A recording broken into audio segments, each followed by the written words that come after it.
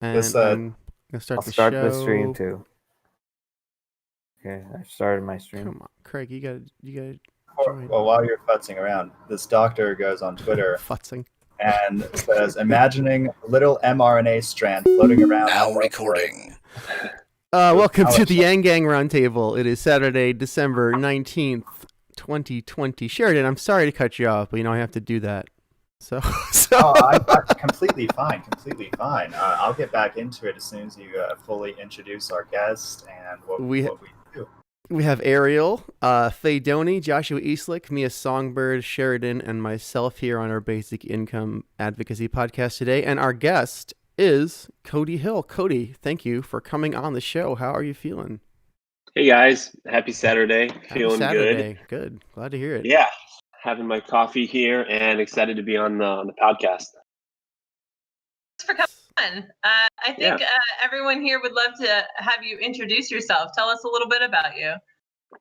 Yeah, so let's see. I'm originally from the Washington, D.C. area, Northern Virginia, and so that's where I grew up. I went to college in Virginia.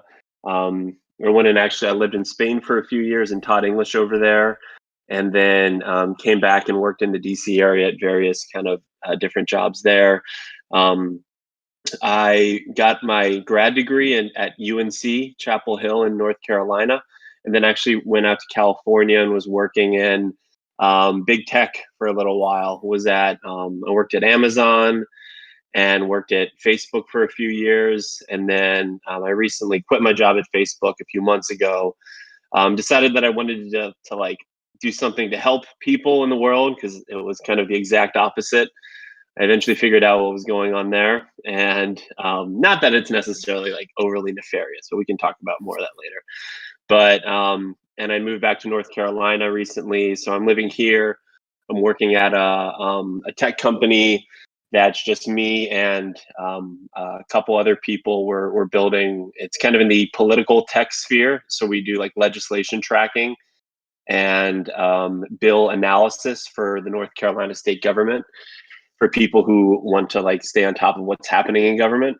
And, this is one of the things that Andrew Yang talked a lot about, was how far behind government is with technology and how that causes a lot of problems and a lot of inefficiencies, and things can't get passed, and great ideas like UBI get stuck and a lot of it is intentional, because the government doesn't like technology coming in, because technology fundamentally means that things will have to work differently, and so people will lose their jobs. And so kind of bringing in tech is something government kind of pushes back on, but we're working to help kind of make the industries. They like their benefits. It's because they like their benefits. Yeah, it's definitely part of it. It's okay when tech comes in and disrupts everyone else, as long as it's not them. Yeah. So tech can also increase accountability across the board too, for a lot of things, and make things a lot more efficient in a way that maybe they don't want. Less ability to smudge the books a bit, Yeah, procedure is used a lot as a tool. Mm-hmm. It's if people knew more what was going on in the government, no one knows how laws get passed. People don't know anything about bills going through or actual legislation, how laws get passed. No one knows about that. And everyone is just watching this national level soap opera of Trump and Biden. And it's all honestly, it's all a big kind of distraction in a way, and really unproductive. Yeah, that's what we're finding time and time again. Guest again. We all come to that conclusion. It's very unfortunate and frustrating, and we're just trying to figure out. Well, I mean, it is a reality TV show. Yeah. Mm-hmm. Yeah. It's entertainment. It is. The news is entertainment. That's the problem. The news should not be on the market as entertainment. It should not be valued for its entertainment value with primacy, which it currently is. So that's, we have the product that the systemic rewards dictate. Until we change the system, we're not going to get a different product. So things are looking grim. My concern with this Biden victory is that now that the wild chaotic fascist is gone, everything is back to normal, and we have the boring milquetoast fascist instead. And normal was bad. Well, And okay. everyone check out while we're having the shift into the fourth industrial revolution without any management or guidance. That's my real big concern with Biden. Yeah. That's a legit concern. Cody, I wanted to ask you a question. So, like you said, you worked for Facebook. Like that show, that movie, Social Dilemma, that came out. Did like I would love. I'm assuming you've seen it. That movie. Yeah. Tell me about that movie and your personal experience working for Facebook. Man, I could. Yeah, say a lot of different things on it. I thought it was interesting how they talked about like the culture in big tech, and like I had just quit my job right before Social Dilemma came out, and when I was watching it, what they were saying was like literally mostly all the independent thoughts that I came up on my own was like what these people were saying, and it wasn't anything I had talked with at Facebook with other people about. So it was like, wow, this person is like literally saying everything that I noticed there. And so it's not like it is this big nefarious company that is like trying to engineer people and like trying to pit people against each other. It's a company that found out that it is incredibly profitable to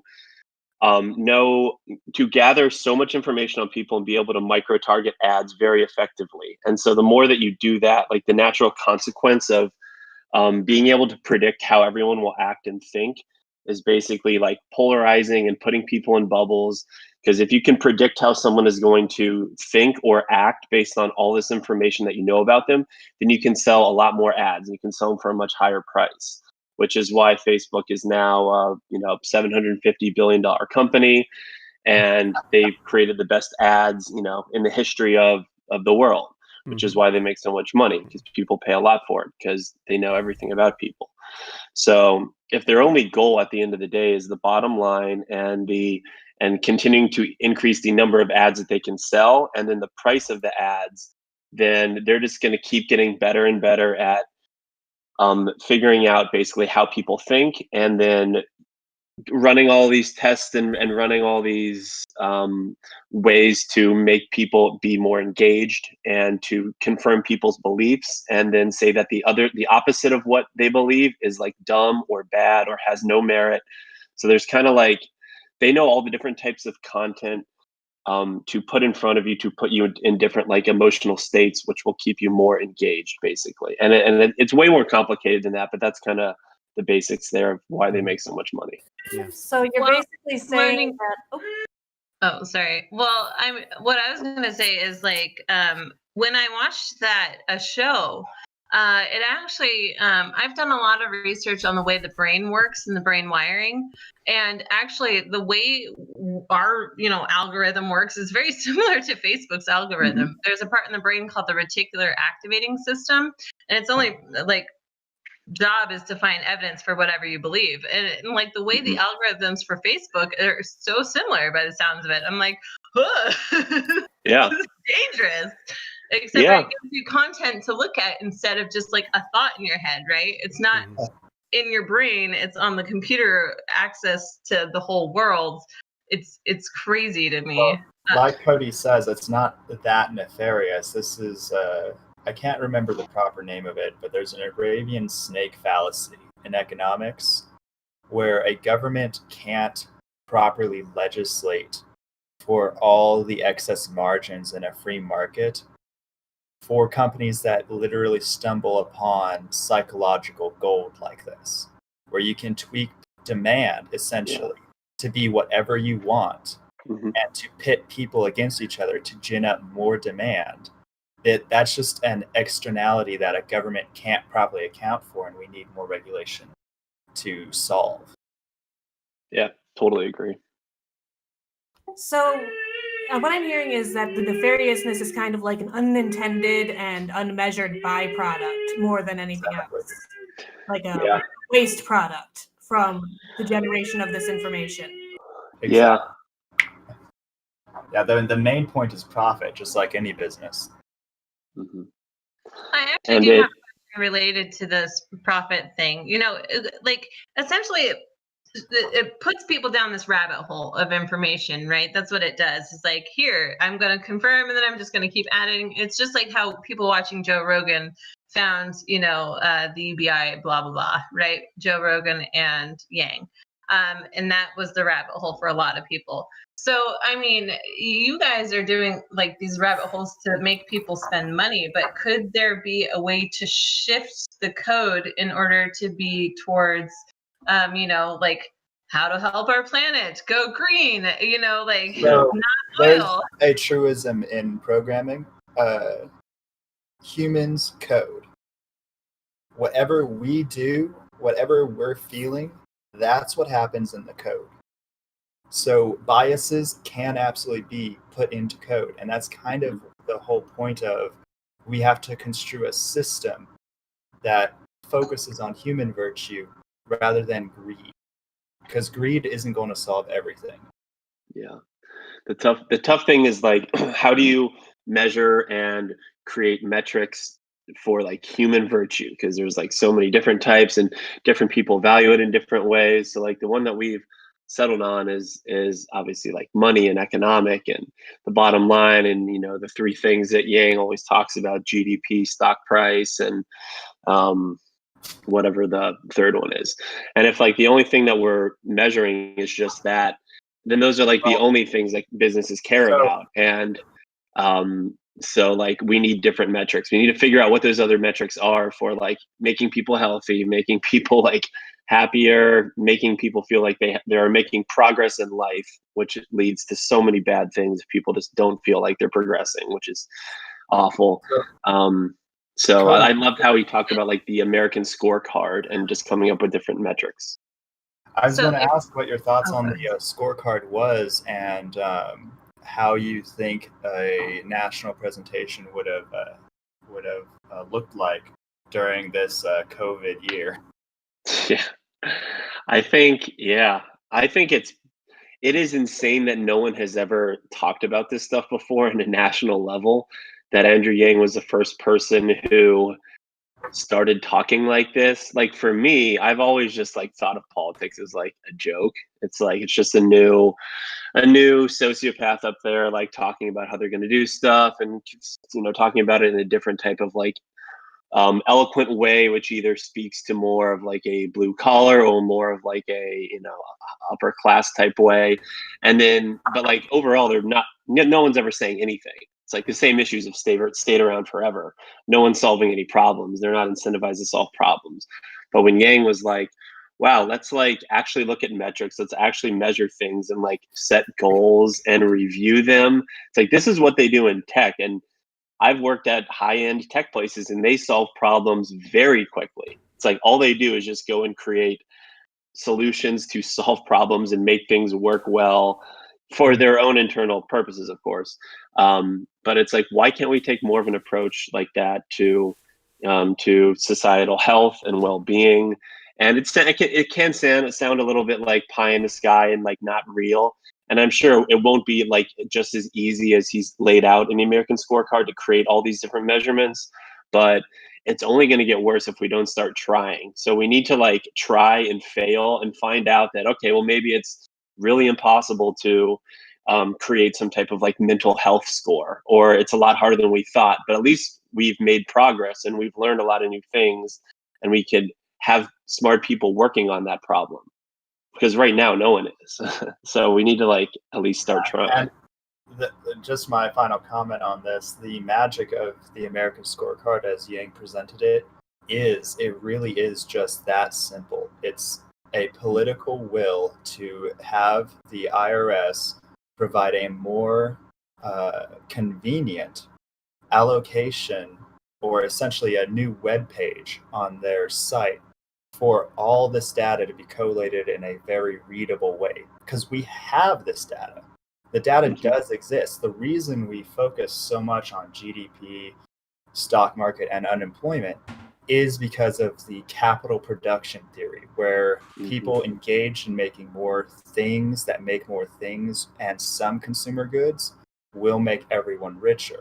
But unfortunately, as we are seeing, unemployment doesn't really work because of how the government continually refines and defines it to cut out more and more people who are either on welfare programs or getting resources by some other way that the government is defining, which is increasingly costly. So it really is just so simple and beautiful, and I love the American scorecard. Like, it was the best policy Yang had after basic income. Like, no one talked about that. It's like everyone's like that concept of the American scorecard is like one of the most revolutionary ideas in the history of the country, and it got zero press coverage. I know, and everyone crazy. is asking the same stupid questions. Like, if I run for president, I am charging news networks 5 figures minimum to interview me, and if they ask me a single question I've been asked before, I'm ending the interview. I'm just walking out. Let's talk more about single payer versus private option. It's like, okay, I've 5,000 hours about this same boring conversation. I know, it's like every long form interview is the exact same questions, exact same thing. It doesn't make sense. I really love that Yang would always point out that the person who invented the GDP never wanted it to be used in the way that it's being used today anyways. It was never meant to benefit Americans' health or our economic basis. We've perverted it. That's because politicians don't understand. That's all of the things that have been created. What do your fellow like tech workers think about all this insanity going on? Like that like I know that you quit in the field, but do you still have contact with some of them? Are you talking about Andrew Yang, or are they like, I don't care about people's health, I'm just in this for the money, let's just go? Like, like, what would you say? Like, what's the word like over there? Like, what are they, are they oblivious to what their products are doing to society, or they're just like, it's just my job, I just get my paycheck and then I go home and I do what I want? No. Yeah, I think that there's like an underground current of people who are kind of waking more up to it and kind of do understand all these negative externalities that are being created. I think it's not the majority of people. Big tech like is such a good industry to be in. You get paid well. It's cozy. It's good on your resume, all that stuff. And most people are just like self-interested, and they go there for the paycheck. They go in and out, and they probably don't think twice about it too much. Now, internally, so one of the interesting things is that there's all these different product teams that all have like their goals that they are all working on. And there's all these different metrics and each team usually cares about like 1 or 2 metrics, and they work really hard to like make sure that they hit their metrics. So I was on like a growth team, so our metric was just like getting new incremental users. So like new accounts created, people signing on Facebook 1 time per month, which is what they consider a user. So just like basically getting people on once a month. And there's all these stories that each team can kind of tell themselves as to why their goal is like good for either the world or for the health of the platform, which helps the world. And so each team is kind of like, doesn't look at the full bigger picture. It's kind of like everyone is in these micro kind of silos looking at their goals and caring about that and having their stories as to why it's important.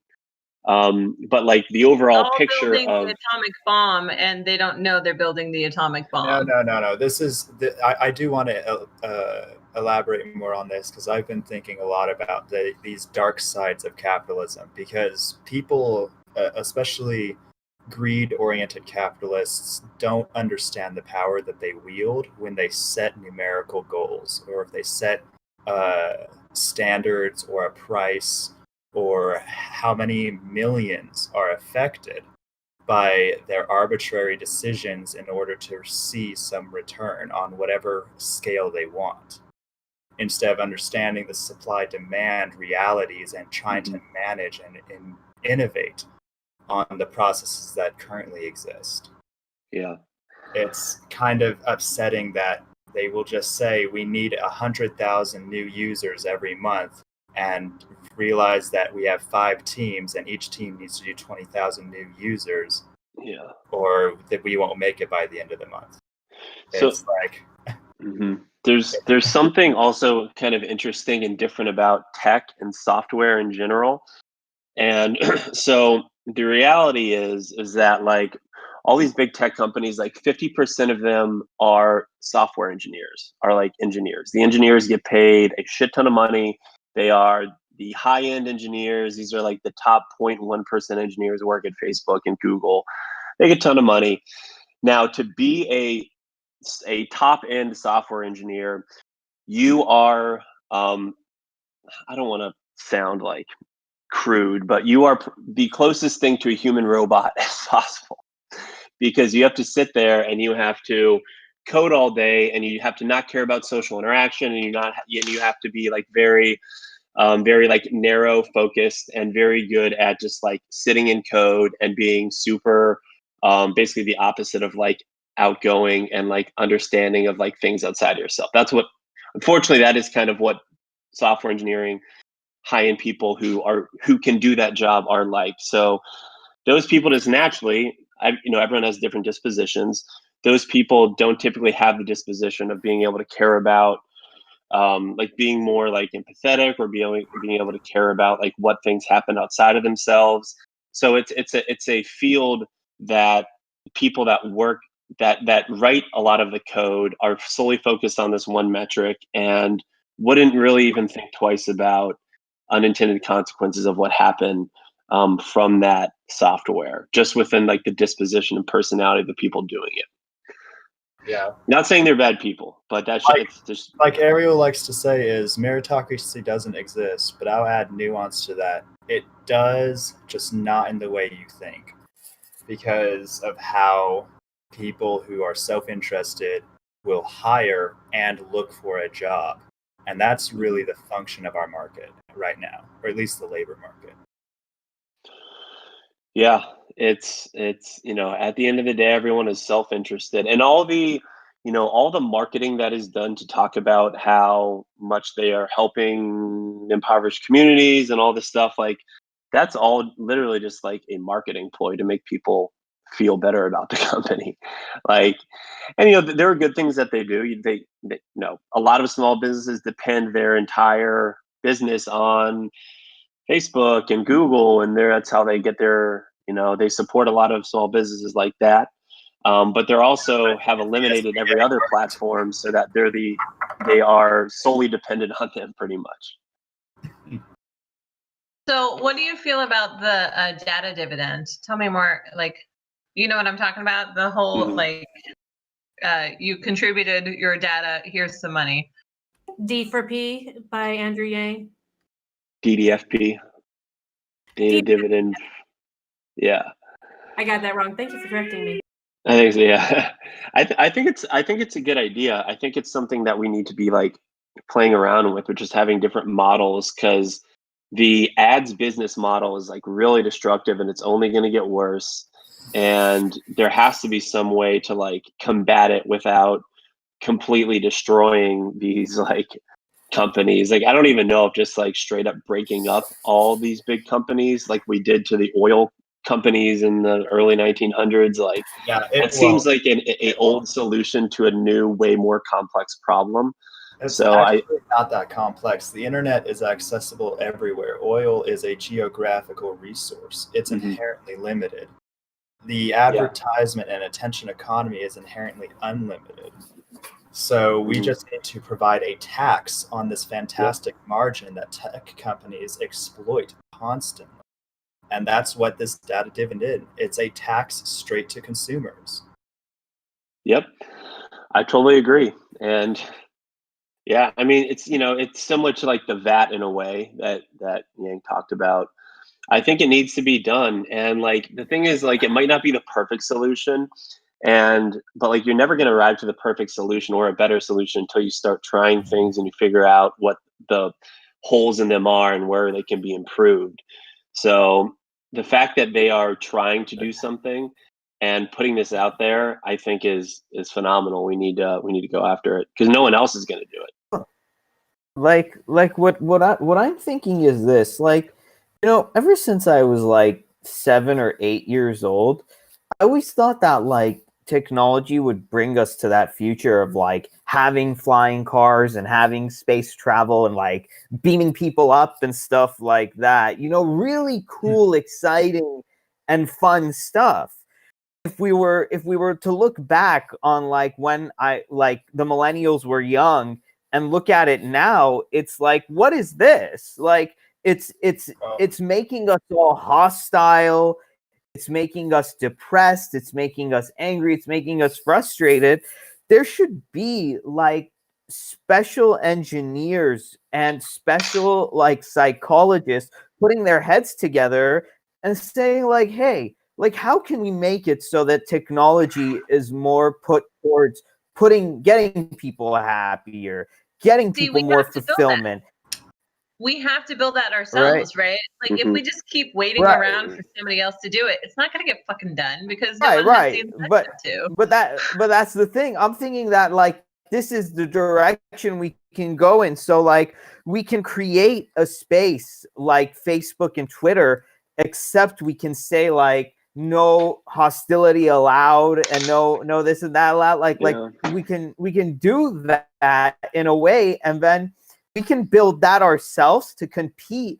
And then, you know, there was a guy, Buckminster Fuller, said, if the existing system sucks, build something better. So I'm thinking, Cody, with like more people like you and with more people like us, let's like come together and build technologies for the sole purpose of improving happiness and mental health. Just imagine the possibilities if we could do that somehow. There is something that exists, and it's called Frey.world, okay? So it's like Facebook, except for it gives you a data dividend. I've already received money from them, right? And like these things do exist, but guess who's never heard of it? Mainstream media. Why? Because the tech I think tech giant, I think they go hand in hand. I think mainstream media is just as big a problem as the tech giants are. Did you actually get Frey.world is amazing? Faye, your data dividend, did you actually get American currency back? I did, yes. And so it's not a whole lot of money, right? But I know it's not going to be a lot at the start, but that they actually have a system that functionally works with American currency is so powerful. I'm going to sign up. And the other thing is too, you could write blogs, right? And you can tip the writer, right? So you can actually like, this really meant something to me, and I see that maybe you even need money. Right. And like I've been in direct talks with the creator of it. Or is it still just a web app? Like Cody, like I was imagining like a world like this in the future where you could have like, you know, these flying airships and you can like take a vacation on them with like a pool. Like just imagine like vacationing in an airship on top of the Alps. Like, how fun that would be. But what did we get? Like anger and like I'm gonna write glued to these phones. And, like what the hell, you know? Yeah. Like let's go here. We didn't invest in that stuff until we change what we're investing in. We're going to end up with the same results. We put most of our money in the military budget. Let's send a message. You know, we're disappointed in all of you. Twitter, Facebook, this. You just, you know, you look for money and you don't care. Like let's improve, you know, the human quality of life instead of just chasing your own tail. You know. Let's do that. Let's come out as a united front for like fighting for mental health, accountability, and like quality of life in technology, and let's hold these people accountable. Well, not the workers. I'm not talking about the workers. I'm just talking about like the people who like the bigwigs. So what are you going to organize to start that up? It's not going to happen unless the incentives change, and unless we start to measure different things, and also until we put people in the mind space of being able to think that they actually like have a future that they care about, kind of getting the boot off of people's necks. Like that phrase that Yang said is like the most important thing. Like we have millions of people, like half the country, just probably more than half the country just feels like, way fuck more. it. Like what? Like I've never had anything done. Okay, yes. And I'm never going Here's to the thing, cooperate because with anyone. And so like no one cares about me. So why should I give a fuck about following these rules? Yeah, that's true. I Let me also say, want to point I out was people in need that an example. headspace.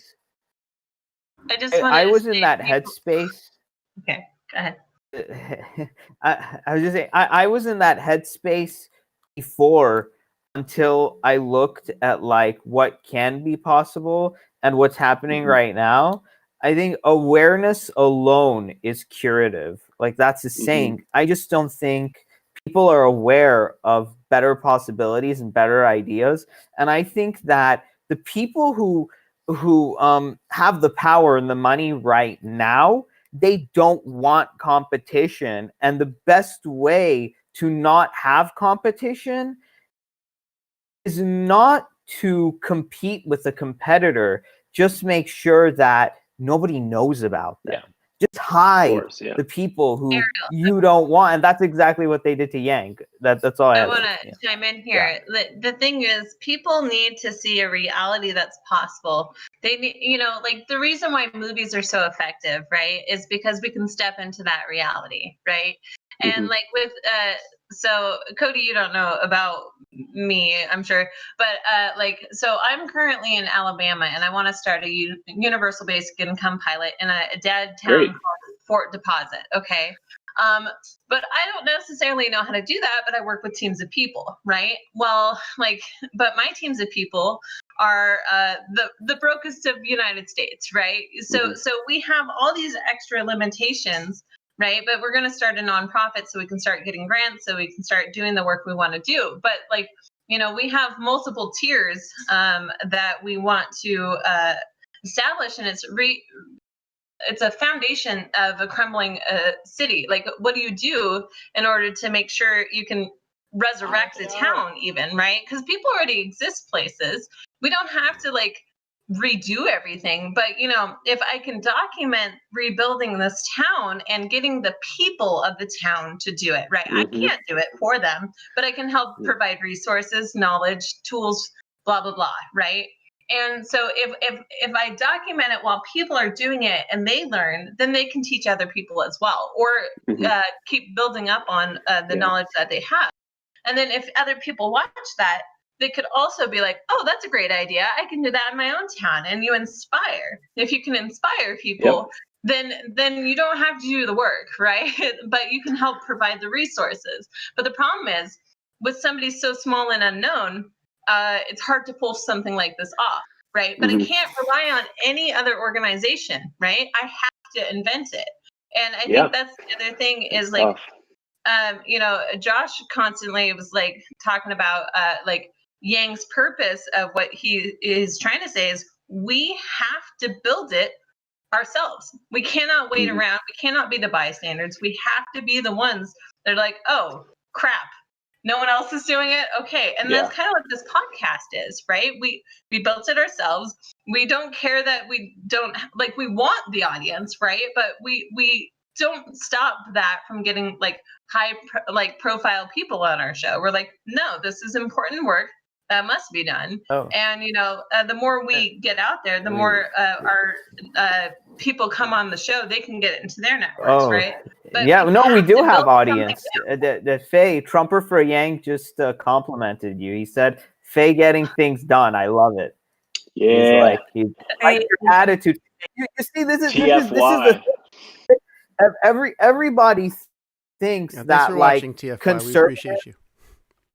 We really appreciate it. Everybody thinks that the hate between conservatives and liberals, it's irreconcilable. It's like the Montagues and Capulets from Shakespeare. Yes, we saw that, and Cody, I've kind of formally came from that Trump conservative side, but now I'm thinking we saw that a lot of former Trump people came on this side because they said, finally, someone who's talking about the underlying economic issues that most of the liberals are talking as just like racism and like, oh, these people are just stuck in their ways and we can like, if they're people, and it's like, that's not true. That's not talk true. About and we ideas and not people, or we try Right. to. I mean, we talk about people too. But. It seems like most of the people that hold power on like the Democratic side, they would literally prefer just to let like the middle of the country just like die out and like not give a shit about them and just kind of like literally not say anything about them. And like that always just really, that always makes me really, really upset the more I think about that. And, you know, Trump does it in his way and he talks about the middle of the country. And I think he does it in a disingenuous way, but at least the fact that he talked about them, at least he acknowledges the fact it. that he acknowledges them. Yeah. The Democrats don't even acknowledge it. Even if he wasn't solving the problems, he was acknowledging them. They wouldn't even acknowledge it. It's like it's like we're not even talk about you. We are going to erase you. It's like we're not going to fight with you. We're going to erase you. That's pretty. And imagine Andrew Yang, like, oh my God, like this guy starts his campaign and he talks about, I lived in Cincinnati, Lansing, Michigan, St. Louis, and he goes and he names all these towns in the middle of the country that the people on the coast probably don't even know where the hell they are. They've never been there. He is calling out, like, he says, I have been creating jobs and living in and working in, but just like normal people whose quality of life has been declining for the past couple of decades, who like, these are real people. And I've like talked to them and understood their problems. And like, that is far more empathetic than I've seen any Democratic politician do with all of their, woke social justice type stuff. Like all that stuff is performative. All that stuff is straight performative. Beyond the identity politics. Complete. I mean, obviously there are legitimate areas there, and I don't want to hate on it too much, but Yang's like radical empathy to care about like the most universally hated group in America and say that they're actually humans, like that blew my mind. That was like, wow, this is someone who is an actual leader who cares about all types of people, and like that. But that it shouldn't really have blown your. It shouldn't have blown your mind because it's just common decency, you know. Yeah, well, it blew my mind that a you never see politician that. would actually say that, because no politician would ever say that. You would get kicked out of your role in the Democratic Party if you ever talked about like white people in Middle America having dignity and being real people. You would literally lose your job on MSNBC if you ever said that. Yeah, it's a lark. It's just a big live action role playing game. That's the and beyond the identity politics. Do you want to go first, Sheridan? I appreciate it because I was talking about this at the very beginning before we started recording. The 3-speed economy that I brought up before we started, that's the middle of America falling out that people talk about. What it actually is, and it's really apparent in America because of how bad our coronavirus response has been economically. Most countries have been able to support basically everyone and keep everyone afloat, but some people are doing better than others. This is the 2-speed economy, where there's a K-shape. People in services, in durable goods, in hard manufacturing, shipping, any real bedrock industry that needs real movement has been basically shuttered and only like is stagnating. While the financial sectors, the service sectors, things that can be done online or distanced or can be done very, very repetitiously many times a day, has been booming because of all this cash flow, just utterly booming. But in America, we're seeing a 3-speed economy where we are having a radical boom at the top of the financial markets because of our global Forex positioning, which the government is flexing hard. It's just not giving that money to people in the form of a basic income, which we would see some Forex fluctuation with a UBI, with no matter what country does it. But our government is still flexing that position and just booming the high-end financial markets, and with the idea that they will do a massive private investment of, I would ideally hope that they are realizing that billionaires are looking for a massive return on long-term infrastructure investment like a Green New Deal would be, but through a private means. Now, the reality is that's not going to happen. They're going to dump it into safer assets like the financial market. And that's where we're getting the second speed of this three-speed economy.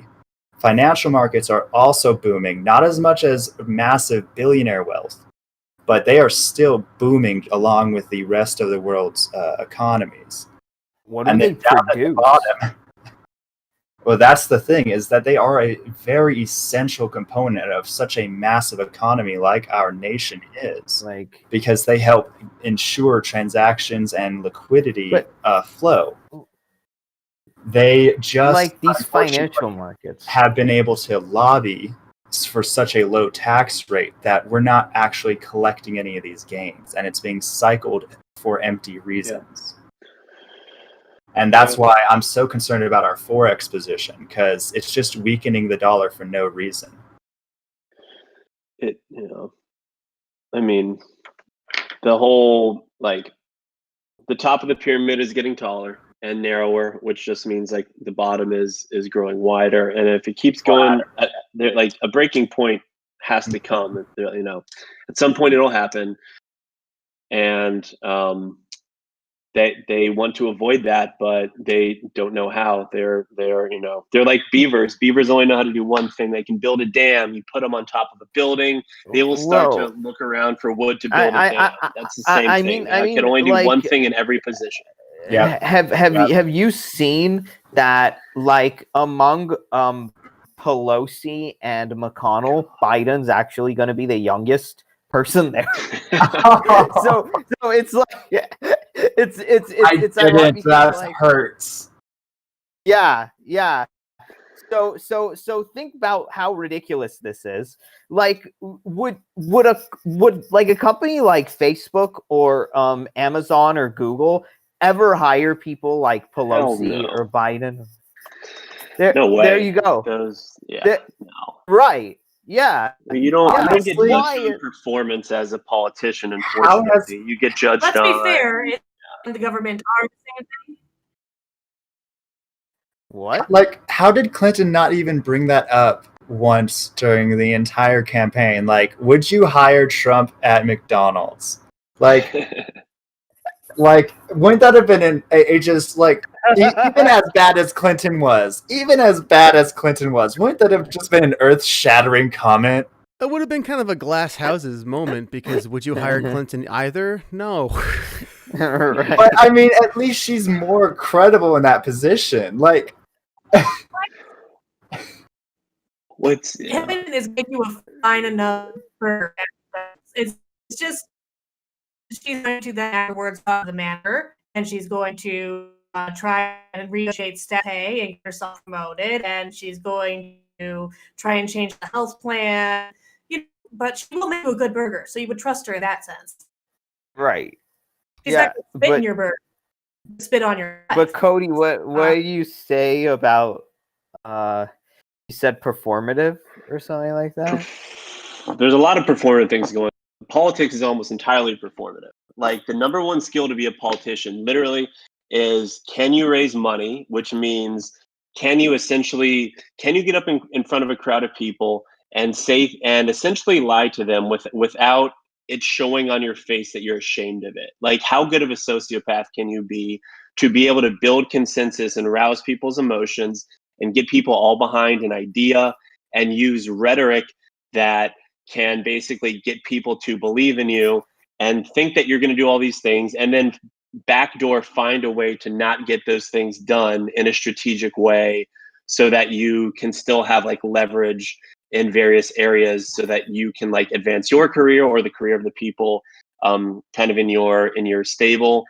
That's the annoying thing. Like in the private market, like people do for the most part get promoted based on competency and on results. Now there's a lot of like shadiness that goes on there too. There's plenty of people that have done way too well and aren't that great. But for the most part, right? Yeah, nepotism, all that. But like it's like 20 times worse in politics, basically.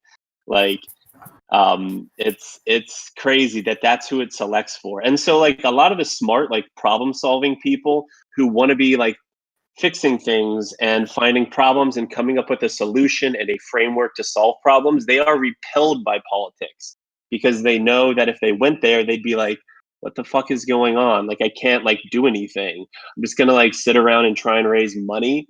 And there's all these problems that I've identified, but like I can't work on them because that would actually hurt us if we solve this problem.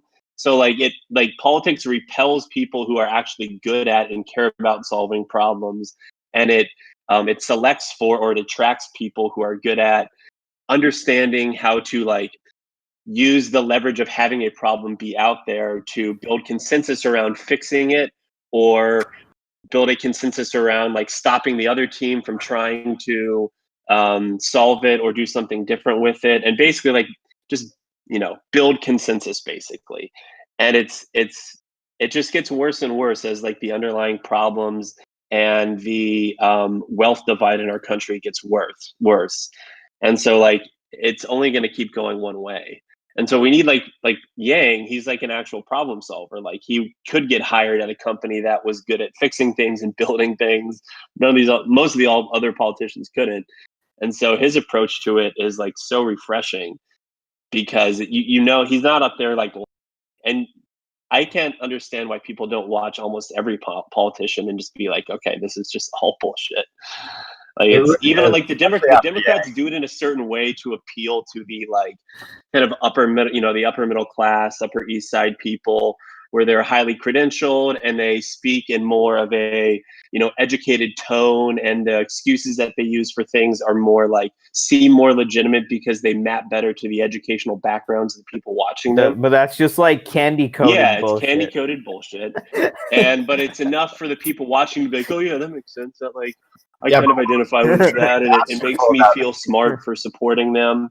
And then there's like the Trumpian way, which appeals to the a different segment of maybe middle America type people kind of like lizard brain. Yeah, and like neither of them is like correct. Both of them have threads of truth in them, and just enough to get their kind of teams bought into it.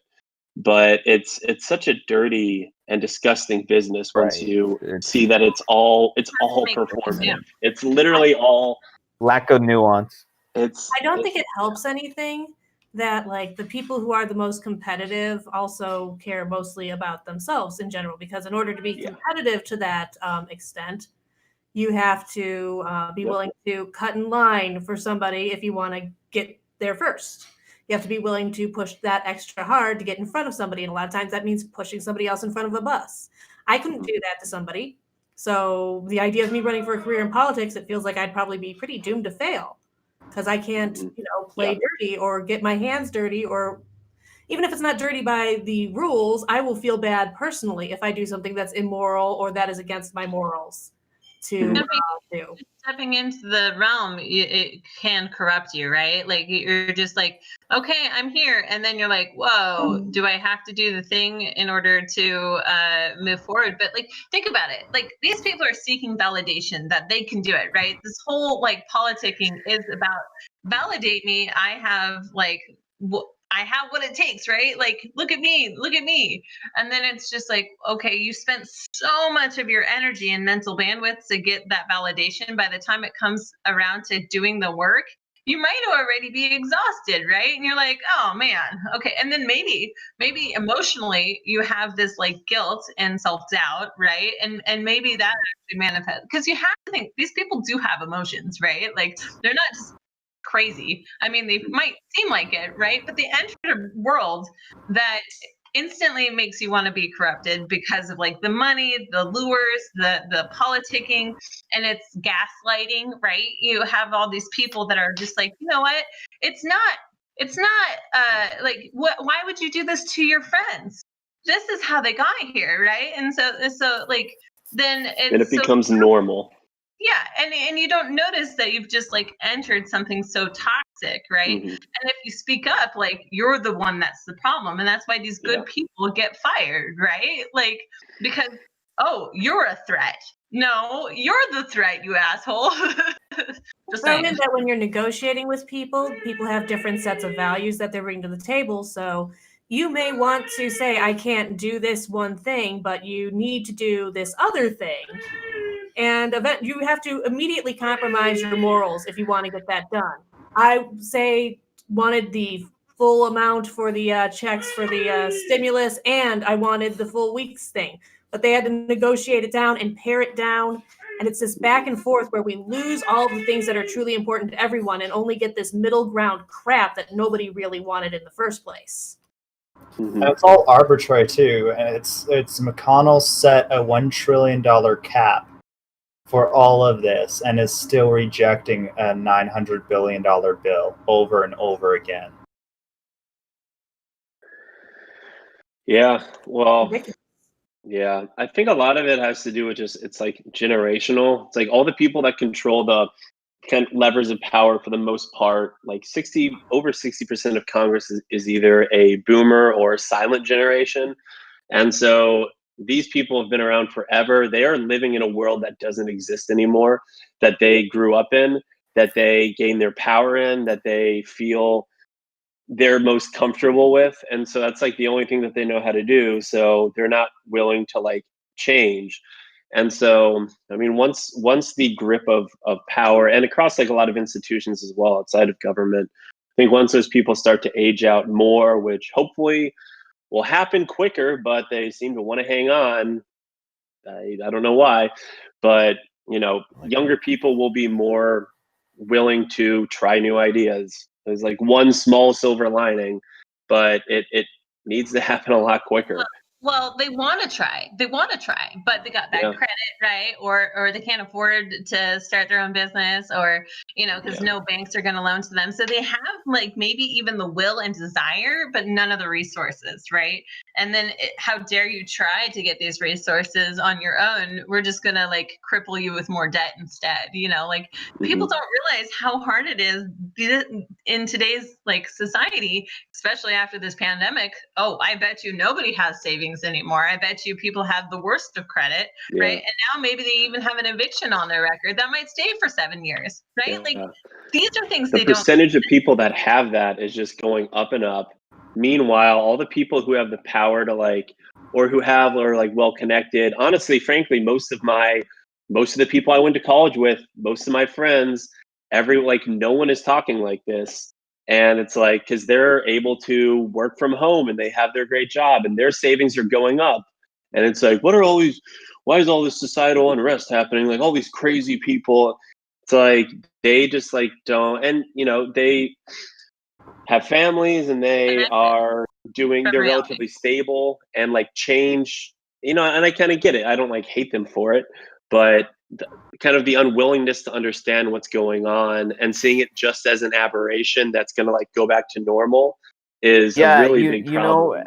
Because it's as not long like, as long as it doesn't like show up on your doorstep, right? Which is kind of ironic because I am in a relatively stable place because like my family's not really doing bad. Things are like my uncles are really, really well off. They live in like big mansions in Bel Air, California.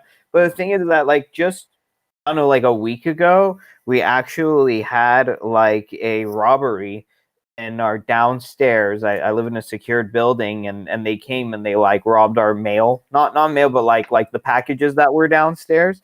And it's like if we see that you might be comfortable in your cushy job doing your tech work and working from home and having your savings, but a societal collapse is a societal collapse. It's like if they're coming in to rob, they're not going to ask you if you have like, if you're a tech worker, if you have like a cushy job once like, you know, societal unrest happens. So it's like, you would think that they would be all like, they wouldn't be so much like, I got mine, screw you. It would be like, I got mine, but if this person can't afford groceries, maybe they're going to steal from me, you know? It's not really, it's not I got mine. They're not thinking about you. You aren't in their equation. You learn what you live. They're not aware of you. They don't care about you. They've got their own friends with their own drama and their own lives, and you do not exist to them unless they see you. You learn what you live. That's why these stories are so important. That's why sharing this stuff is so important, you know? Because the only way they learn what they live otherwise is when they make contact with people who have that problem. And I'm sorry, my son is very loud. I apologize.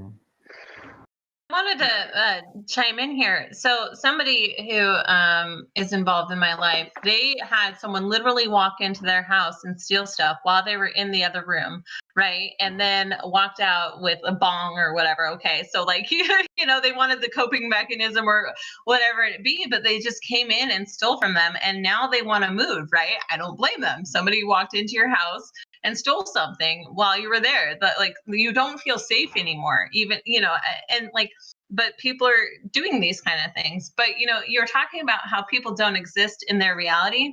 It's just like trash day happened, right? And the trash got taken away, but someone's like, oh, I got this extra trash bag. I'm just going to throw it in your trash thing and walk away. I don't care about it, but maybe now you don't have room for your own trash, right? And now you're angry at this person who took away all that space, and maybe you never let it go, right? Let the trash go. That's what we have to do, right? Like, okay, they don't care, but you're holding on to it, and now it's causing you all this extra drain on your life and your soul and your mind, you know, your mental bandwidth.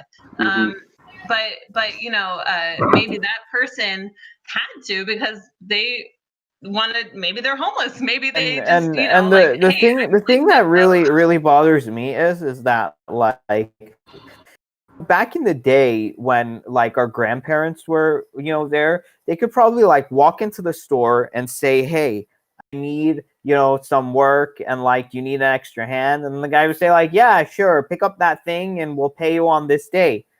The one thing that tech has done has made like the job seeking process a living nightmare because of like these ATSs, and they want like a special thing, and then you have to like go through 150 like question assessment tests of like your personality, and it's all done online, and it's all like that. And then we have this dumb shit, Jim Jordan, the best stimulus is to just get a job. And it's like, that takes time. That attitude is so stupid. That's really mean, just in general. How many people are there who, even before COVID, were unable to get work for very legitimate and very ignored reasons? I'm one of them. I have a child on the spectrum. You could hear him earlier. He requires us to be on hand 24/7. Well, you know what entry-level positions are willing to let somebody be on hand 24/7? Like, if I went to apply at freaking McDonald's to get a job, and like 3 days in a row Tristan was having a fit and I had to come home, would they keep me?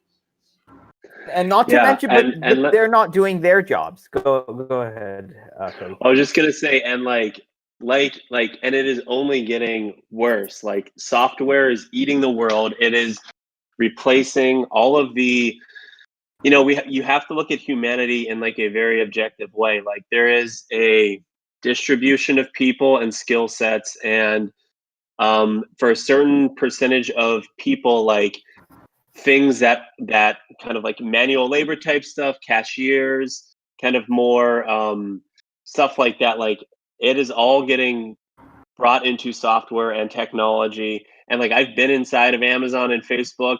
I felt like an idiot there. Everyone around me was like so smart, and like, I'm a smart person, and like went to good schools, and I didn't feel like a complete idiot.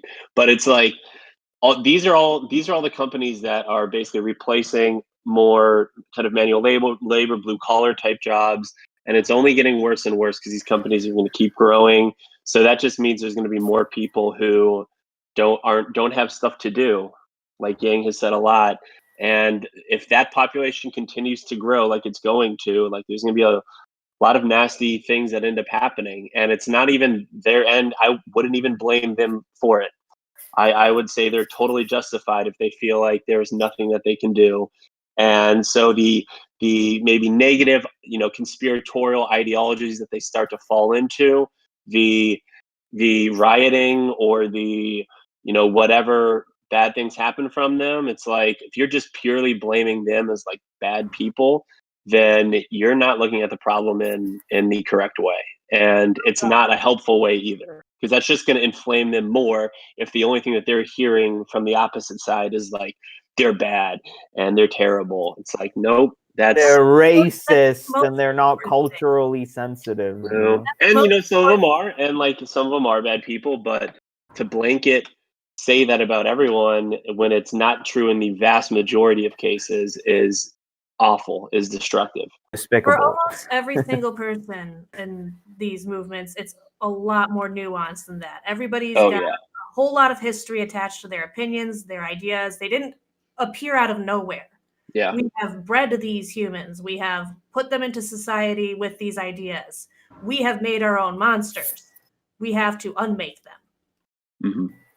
And the only way for people to like change and basically be unmade and get towards a more happy future is to get the boot off of people's necks, because no one is going to be willing to do that or wanting to do something positive or wanting to collaborate with someone who might think slightly different than them unless they feel that they have some future or some type of ability to like build a better future. And more people are not feeling that way, and it's just going to keep getting worse unless we do something like a UBI to make it so people like have a chance, like less and less people like have a realistic chance, and they know that they're not dumb. They're not, you tell them that they just have to like go and get a job and like work, and like it might be true to a certain extent, but it is getting harder. And not only that, but Cody, like nobody, like for these just go get a job folks who I just want to strangle. Sorry, I just get so frustrated. It's like, well, how about if they got like a master's degree and you're telling them to go be a grocery bagger that they could have done as a high school dropout? Like this attitude is stupid beyond belief. It's like, oh, you used to work at a job that could support a family. Well, don't complain, and we were all told that like when we get our, university degrees, we'd not have to look at minimum wage. We'd make $1 million. Turned out to be a lie. All turned out to be a lie. And they're just telling us like, oh, but like first they tell you, no, you just don't want to get a high school diploma because you'll end up in a dead end job with this dead end thing, and like you want to go get your education because you want to go get your education because you'll make more money with an education as you do without one. Even if you just take a few college courses, it's better for you. And then when you do end up with that minimum wage job after you graduated with like thousands of dollars in debt, it's like, don't be so don't think that you're special. Don't be so entitled. Go take that thing that's flipping burgers, and if you don't, you're entitled. You are the same one who told me that wouldn't happen to me if I followed your direction. I'd like to point out, if you're lucky enough to make it out of college with the degree in the program that you chose in the first place, because Yang pointed out the statistic. Basically, I'm going to approximate it here. 1/3 of people of our population even go to college. 1/3 of those people don't make it through. And after that, only 1/3 of those people actually find jobs through college. How useful is this system if that's what we've got going on? I personally did go to college for game art and design. I had my autistic child. I never got to make it through because I couldn't handle the stress of trying to raise my kid and do schoolwork at the same time. My grades slipped. I had to drop out. I've got all the debt, none of the reward, a lot of experience, but none of it able to be proven, none of it paperwork-wise. So what ends up happening? Everything goes to waste. I can't even apply for the good jobs. I don't have that option. It's basically a waste of 4 years of my life until I find a way to market it myself, which is not the point of going to college.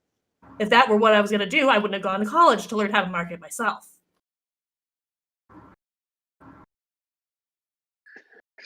Yeah, it's a crazy situation, but if we keep doing things that keep bringing in the Joe Bidens of the world, same thing over and over, nothing's going to change, and it's just going to like get worse. So Cody, like your I was just going to say, I think it's important that we build something parallel right now while society's crumbling. We're building something we can step into, instead of like, oh, it's going worse. Yeah. Okay, let's go. Yeah, it's fun to get into to like negativity porn. And then feels good. Everyone says like Yang 2024. Don't have time until the end of 2021 if this crap keeps going on for a year. It's not about Yang 2024. It's about like what are the 2021. It's about what are the avenues that we have to see some of these ideas put into legislation. What kind of leverage can we use? What kind of pressure can we put? What kind of things can we make go viral? And how can we collaborate with each other to come up with a plan? Yeah. Everyone in the tech and marketing and all these different spaces, we can all come together, and we don't need anyone's permission to introduce ideas and pressure on this establishment. And that's what we're doing, I think, right now. Yeah, I like that. That's the only way to do it, is just get the word out there more so. I think there's people who are naturally drawn to this, and a lot of them are already in the yanggang, but it's like getting to that next level of people who, I think the toughest people are the people who like already feel like their life is like going well and fine. And it's like, why disrupt things? Why do we need to have like a new bump in the road and have all these new ideas? For the people it's not working out for, it's like their fault, and it's Darwinism, and so they'll eventually fall off. Are the people you work with like that? I think that they would never admit to you that, especially like more Democratic or liberal people, at the end of the day, they do believe that deep down. It's like, it is their fault. And like the people, we don't need to think about them. They'll just like go away and live and die in their little communities that are so backwards and they're so dumb. They'll never admit that because they consider themselves like good, right thinking, progressive minded liberals, all like my Democratic friends, who are most of them for the most part. But that when it comes down to it, that's probably what they think. But just like getting a message that can be palatable for those types of people, and just continuing to build it and showing a stark contrast between that and what they think is good about like the stability of a Joe Biden, or the great thoughts that they had when Obama came in, and during his administration, which I'm not. There's bad things, there's good things, but I think that we need to find a way to get this message to the next level of people. It has like, we have the core people, and we've maybe taken a half step to like the next level, but we need more normie type people to be able to understand it. Yeah, that's we need for a sure. marketing campaign. What it sounds like we need people to spend money on Facebook ads for UBI. We need more of these we need more brave fucking celebrities that all love Andrew Yang, the Dave Chappelle's of the world. All these celebrities that love him need to like honestly step up and start like making content with Andrew Yang or talking about it. Like, he has the best celebrity crew, and they already have the microphone. They have the platform to be able to do it. They're just scared because they have I'm sure that they've been told on some level by their agencies that represent them, or the way that power works out in Hollywood. People are only allowed to say certain things because they know it'll be bad for their career. There needs to be a brave person who paves a way by like going out there and saying like, hey, I don't care what the consequences are. This is a big enough of a problem for me to kind of buck the orthodoxy or trend. And then once that happens, more people will feel more safe to be able to do it. See, to do something like that, the problem is, so us broke people, okay, have the knowledge and resources and even the research and all of the things, right? But we can't even have a conversation with them because there's this like social blockade, right? I can't go talk to an actor and they're like, yeah, no, they think I'm probably some crazy another fan, you know, and like, so there's these social barriers that like you literally have to like infiltrate these social networks, which to be fair, I am trying to do, right? But like it's difficult, right? And I it's easier for me to like talk to the grunt workers of these movie industries, right? The people who actually put in all the hours. And this is something I have been doing, right? But like to the actual actors, that's still a barrier, right? That these are different, you know, clique, if you will. And how does somebody who's a nobody, right? God. Like how do I do that? I don't know. Hang on, we just got a comment on our Twitch stream. The brokest of the broke do not have internet access. The broke do have internet access nowadays. Korea or South Korean people have access to the internet. They get it through the black market. Please do not pretend that the price of technology has not come down low enough that the brokest of the broke cannot connect to the damn internet. I could go on back market right now and get an iPad for $64. Go fuck off. Well, I'm sorry. Go fuck off with that. I think what's being said is homeless people might not have internet, right? And I've met these people. They have cell phones that are crappy and make them angry, okay? But they still have access to internet in general. But even that, like, it's not worth it, man. Yeah, let me give you this interesting statistic here. So I worked at Facebook. The product that I worked on was all in emerging markets, and that's Africa, Asia, Latin America. And if you think about Facebook and what is their total addressable market, like who does Facebook want to get? It is all 8 billion people in the world are their potential customers. And so my team, talking about the connectivity issue, we have 8 billion people in the world. Only 4 billion people use the internet. Half the world does not use the internet. And the majority of those people are in Asia, Africa, and Latin America. I traveled, was in India, Bangladesh, Singapore, Indonesia. And so when you're talking about like, it is very common not to have the internet in those countries. I do agree with you, Maya, on the here, it's much less common for people not to have some type of internet access. Internationally, it's much different though.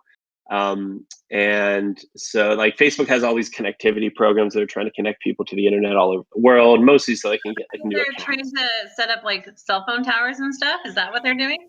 That's part of it. Working with like the AT&Ts and the Verizons of every country, the telecom companies of every country, to like create programs so that it's easier for the internet to spread to like rural parts of different countries. Here's the problem that I'm kind of sensing up on, because you said you work with Amazon too. The problem is if you only have money flowing in one direction and none of it coming back, you're basically screwed. You're just going to funnel all of it from the bottom and nothing's going to come from that anymore. So that's why I think it's so gross that they're only thinking about themselves and how do they get bigger and bigger and bigger and never stop. Yeah.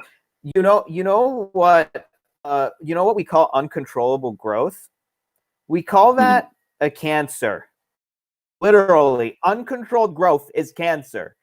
So if you have these things that are just consolidating their power with uncontrolled growth and nothing's coming back, it's no different than having a parasite or a virus that uses up all the resources until the host is finally gone, and it's gone with the host. Yeah, that's like capitalism in general. And usually like competition can come in and help to mitigate that. So if it gets like too big and out of whack, then like another force will come in supposedly and like help to make them change or make it better. But all these tech companies, like they don't have competition. Like Facebook, any idea that starts to take hold in the tech space that could potentially threaten Facebook, like they know about instantly from day one. They can start building, either buying it or building things to squash it. So it's very hard. And so like I'm not like I'm not an anti-capitalist. I'm not someone who thinks we need to do away with capitalism. I think that Same here. I think it's just like tilted way too far. I think like capitalism is always like, it always tilts towards the top. So it's always just going to start adding way, way more to the top and disadvantaging the bottom slowly over time. So like maybe right when the whole trickle down, like at a certain point, like in a certain economic instance, and like trickle down economics does make sense, but from that point where it does start making sense, it starts getting worse and worse and worse and worse. It never like starts making more sense. It will only get worse. It's not a level, right? It's not a level. So now we need the field. opposite of bottom up. Right. It's not a level playing field. If there are like 10 laps to finish a race, and you already like by default award someone 7 laps at the beginning of that race, it's not a level playing field. Yeah. No, I agree. And it just gets less level over time. It doesn't naturally level itself out.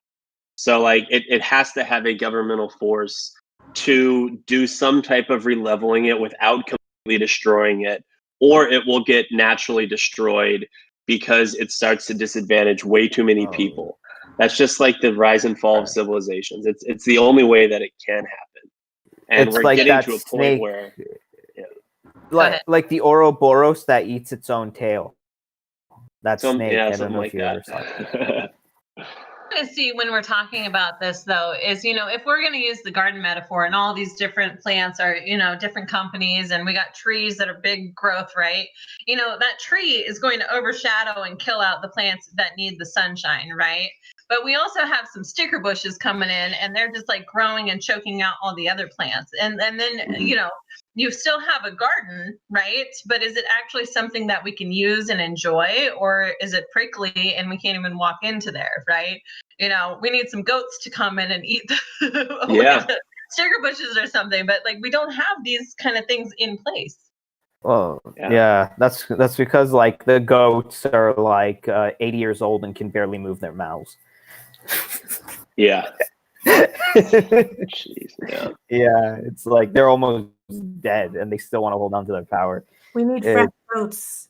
We need fresh need new goats. Blood, like politics. Yeah, I think that's what it all boils down to. I think really like now that we're making these connections, Cody, if like you can find some of your former friends who are just as passionate as you about these things that are happening, or are you like one of a kind in like the tech field and all the other? No, I mean there are people there. It's somewhat. I think it's like more common than you would think, but people just don't really talk about it. Like people don't get passionate about societal change if things are going well for them, and generally people who are in tech, things are going well for them.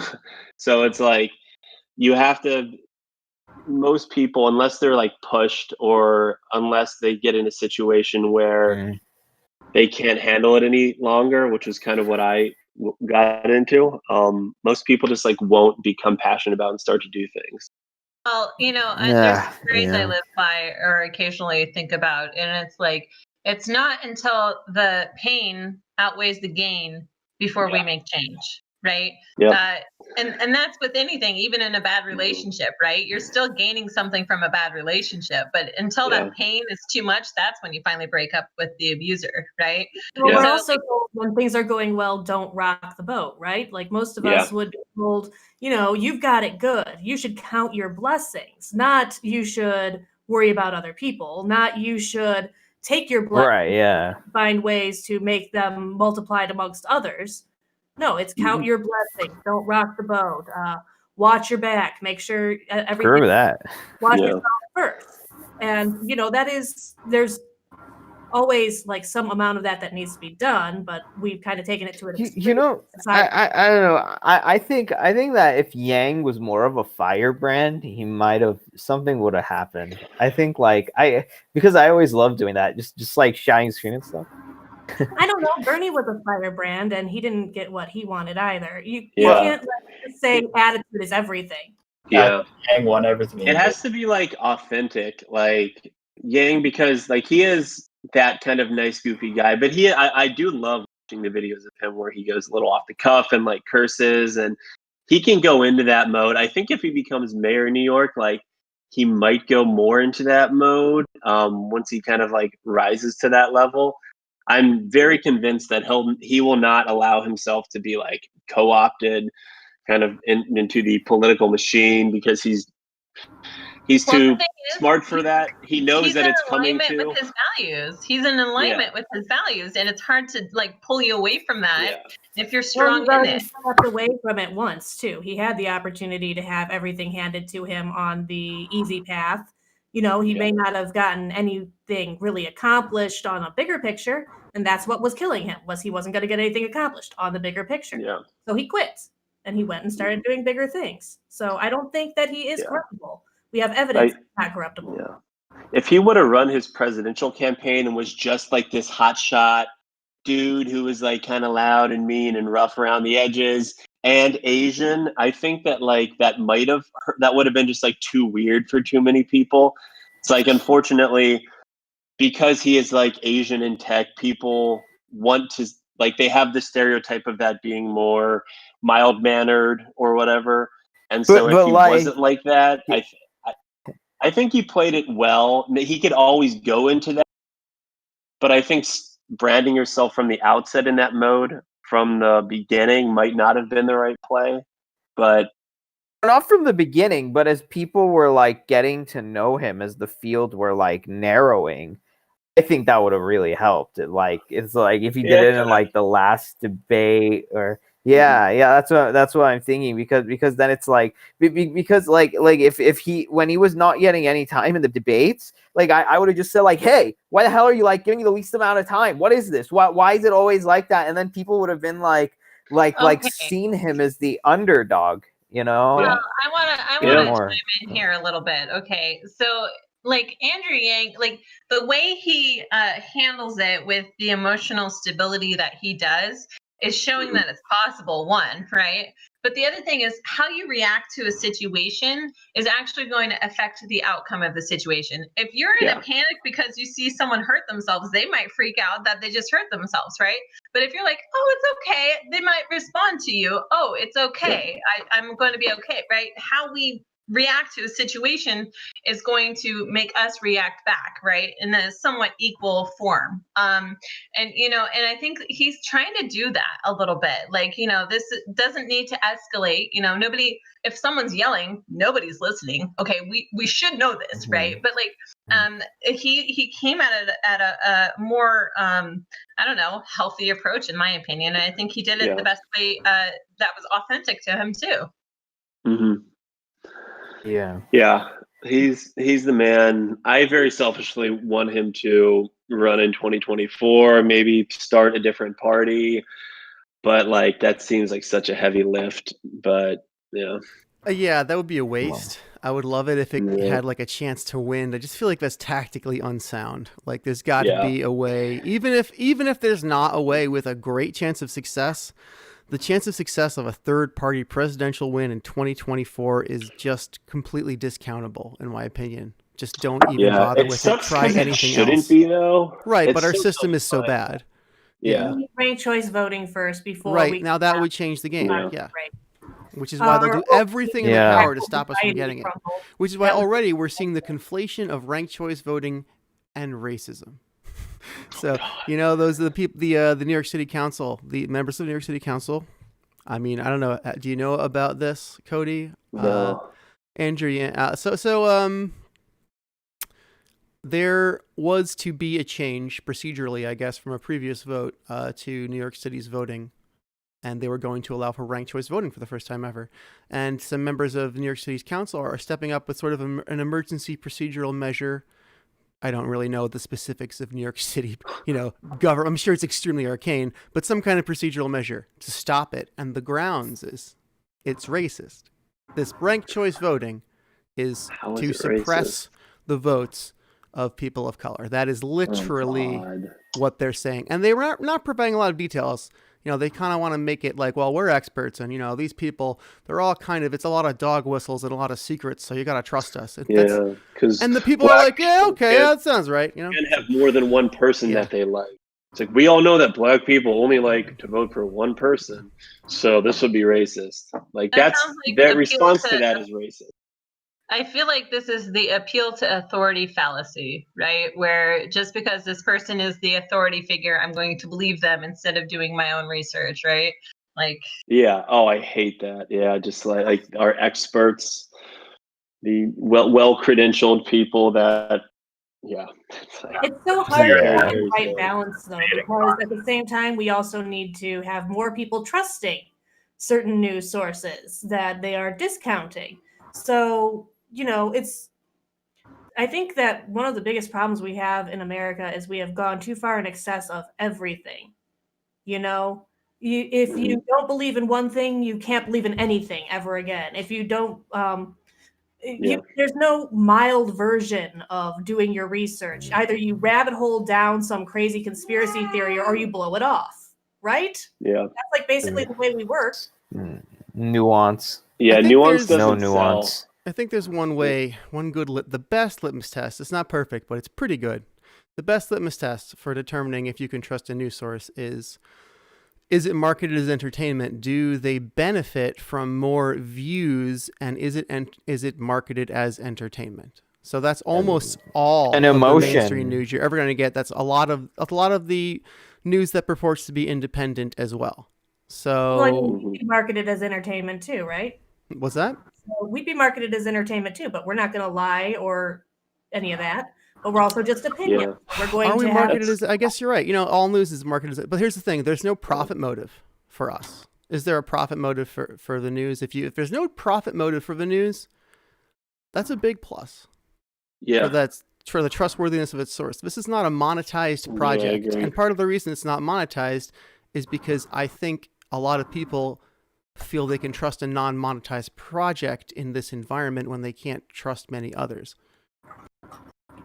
Yeah, when it comes to like what's true and what people need to make decisions on that affect lots of people's lives, if that is driven by what gets the most clicks, then it's just natural that truth doesn't get as many clicks. Nuance and explaining situations in a full way and showing both sides of a situation, that doesn't get engagement, and so it will never happen. It will just keep getting more and more kind of polarizing and myopic because it has to compete.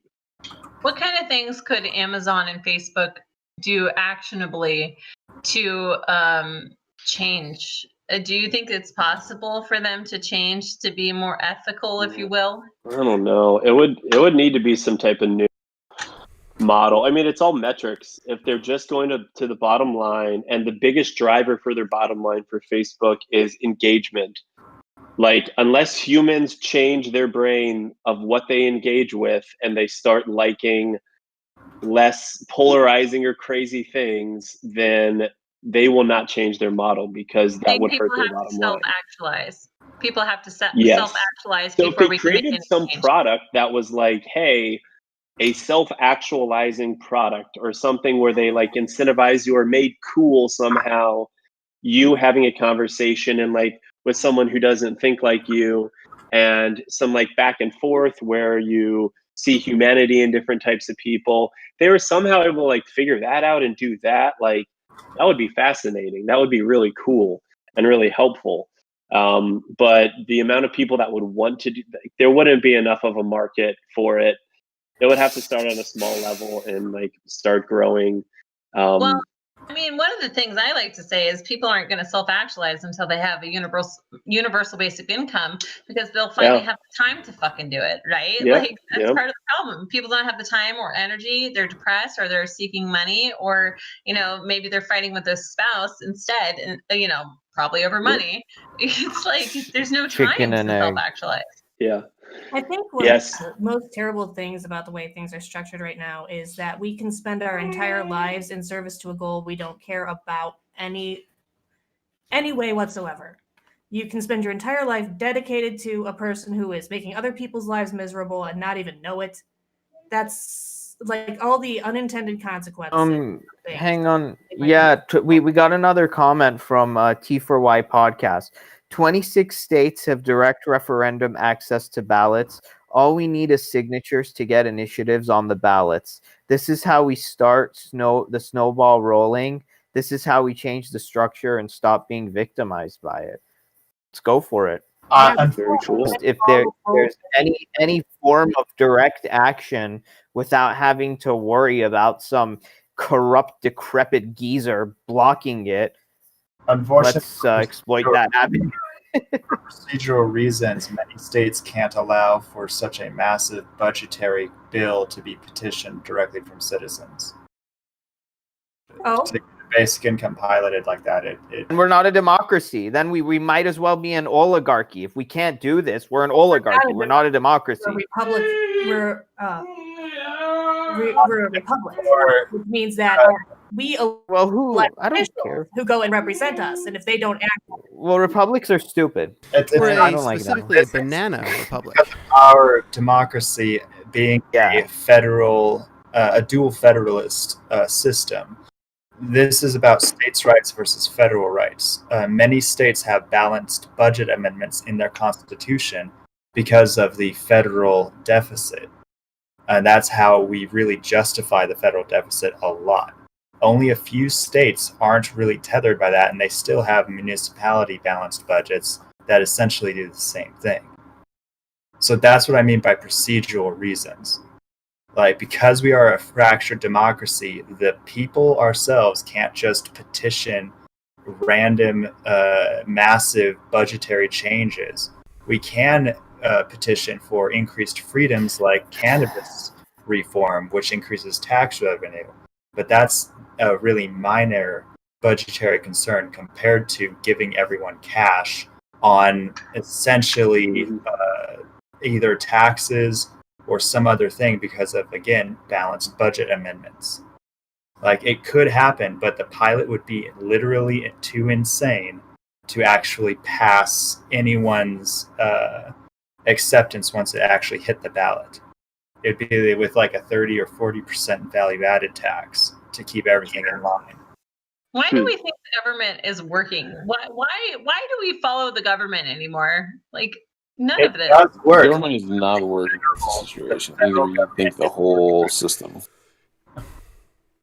I'm sorry, what'd you say? One more time. I said we just need to rethink the whole system. It's all broken. Like, I'm listening to these podcasts over and over and over again, and that's all I'm hearing is that, like, I have to disagree. It's not broken. The people we put in charge are not acting.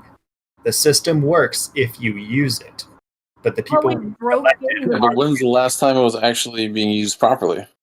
Honestly, not that long ago. Like 1970, maybe? No, I don't know. Yeah, that was the height of the civil rights movement. We got a lot of budgetary concerns solved, but even in the Reconstruction after the 2008 crash, we got a lot done. Like the Medicare expansion was truly massive, along with all the infrastructure spending that Obama did do. Well, I guess I come from a different perspective because, like, the U.S. government has always been trying to suppress my people. So it's just so from my perspective, the U.S. government hasn't been doing a goddamn thing. So and that's totally valid too. I mean, it's like the real question is like, yes, the U.S. government has always been terrible. It's always been an oppressive, antagonistic force for you and yours forever, Joshua. And the question is like, when did it become that for other people? And the answer is 1970. When did it become that? And then it became that for its own citizens. That's when it became that for Ariel and me and some other people. Yeah, I'm always my people are always attacked by either like localized governments or U.S. governments. And I'm wondering, like, for you guys, from your perspective, you're like, okay, well, Sheridan says that it's been working properly as like a U.S. citizen, but I'm like, I don't like my people going to the Supreme Court just trying to defend themselves, and it's just irritating that. Hearing this from you guys saying that this whole system isn't working, and I hear it over and over and over again on every single podcast. Mm-hmm. I think it's just time. I think it's time we just like say fuck the government and just start building our own thing, man. It's not. I mean, that's not own government wise, but like we're building a podcast, and let's build more things. What are we gonna? Let's do it. What do you have in mind? Well, organizational wise, right? Like, Yeah. what do we like? How do we like organize properly? How do we like set up our own systems and things like that? So, I don't know. That's part of this thing. We're ongoing trying to answer that question, and I'm absolutely with you. I mean, you can get like different corporations come in and they just own. Oh, sorry. A few suggestions for places you could go if you want to do, like, a lot of the problem is, like, people expect this work to happen overnight. People expect that everybody's plans and such are like manifesting immediately. But you need to, like, people need to go in and do the work with the organizations that are already existing out there. For example, like, there's a lot of people trying to start third parties already that anybody could be like, well, I'll go help this movement. You could join Humanity Forward and try and help with the congressional pushes that are going on.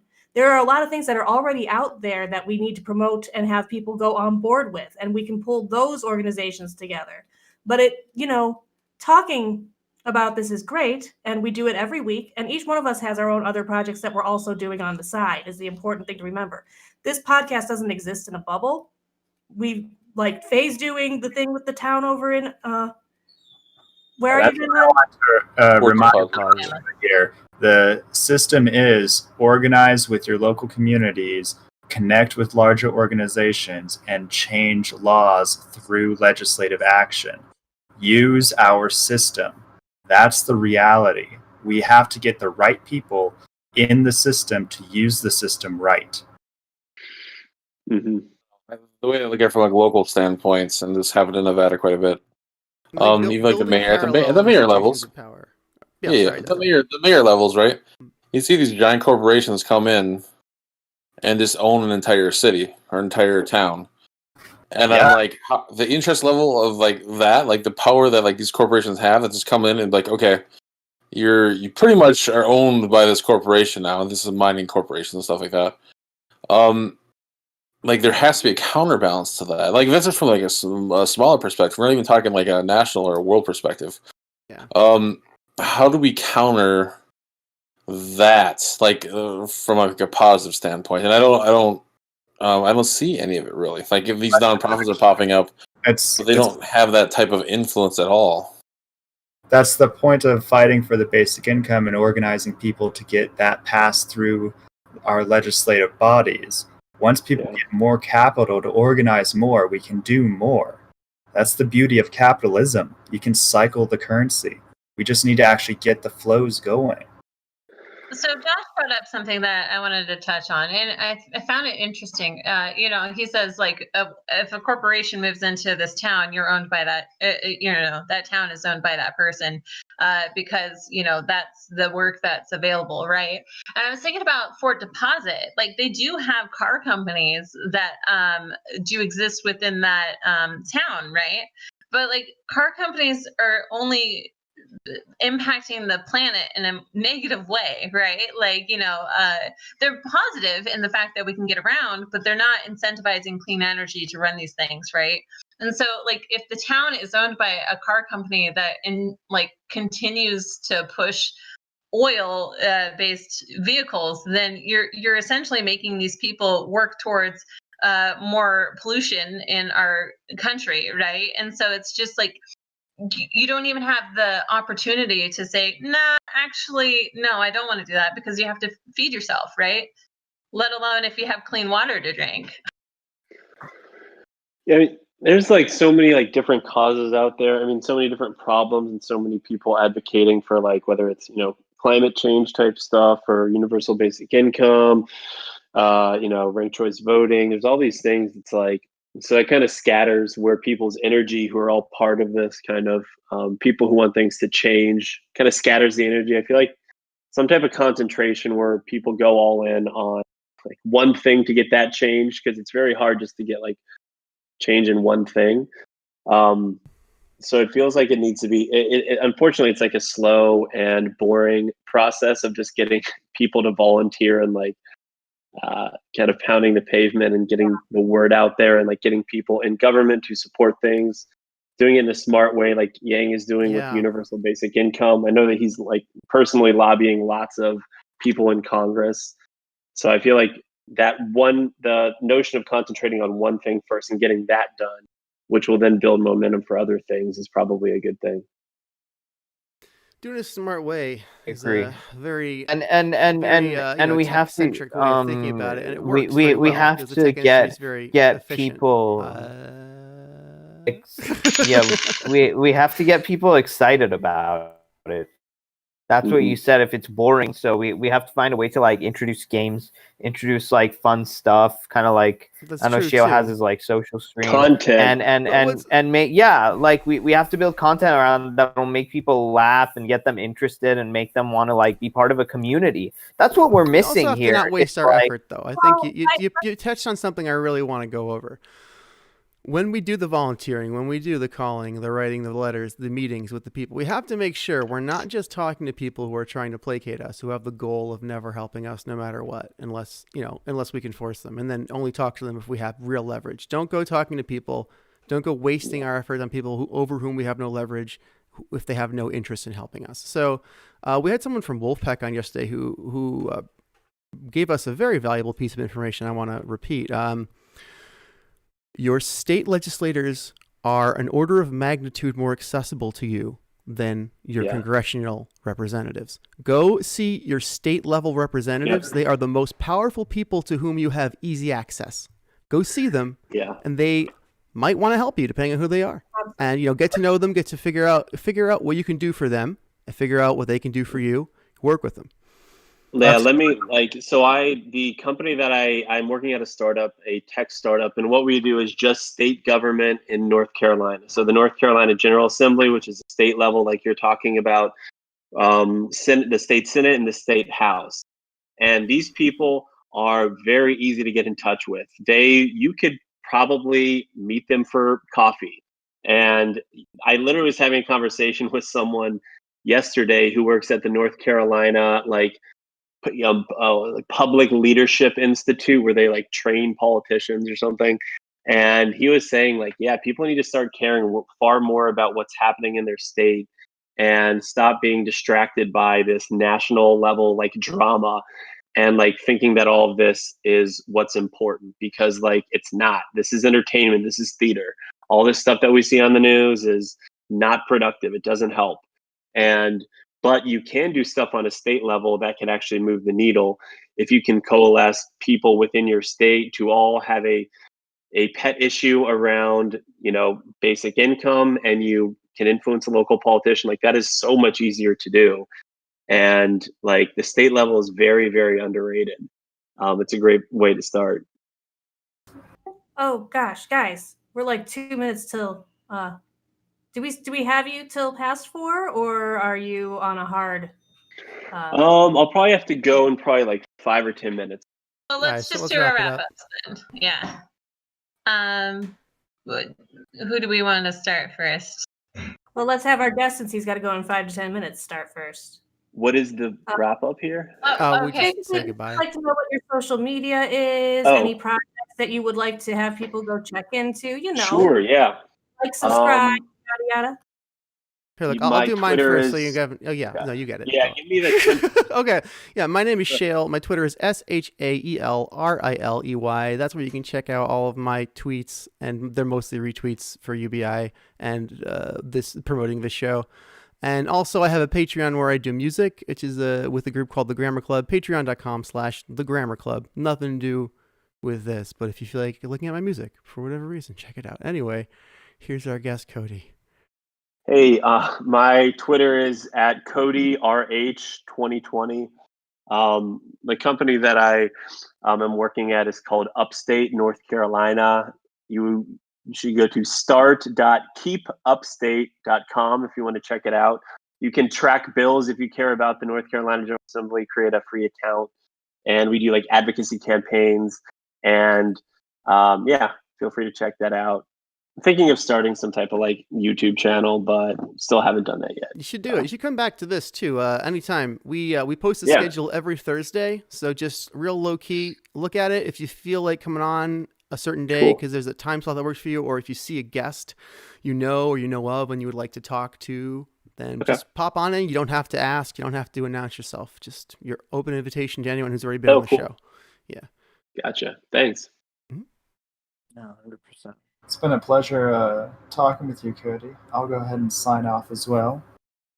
I'm Sheridan Lund. You can find me on Twitter at jsabergamer, and you can find me on Frey.world now at Furry Sparkle, and on Patreon .com/notpublic, and then YouTube, The Odd Party. Thank you so much, guys. It's been a wonderful conversation with you, Cody. Thanks for having me on. Yo, Josh. You can meet me. You can see me at on Twitter at Josh.Eastler or Josh Eastlick. Then on Facebook on Josh Eastlick. And like us on Facebook at the Yanggang Podcast Roundtable. Thank you. Hi, my name is. Do you want to go first, Faye? Go ahead. No, go for it. Go for it. Are we going to fight over who goes first now? Just do it, girl. Do it. Okay. Hello, my name is Faye Doney. I'm trying to, start a UBI pilot in Fort Deposit, Alabama. I'm pretty broke, so any financial assistance would be helpful just to make sure I can feed myself and other things like that. But if you want to follow the story and journey that I am on, TikTok's kind of like the commercial into my life, and Twitch is kind of like the episodes, if you will.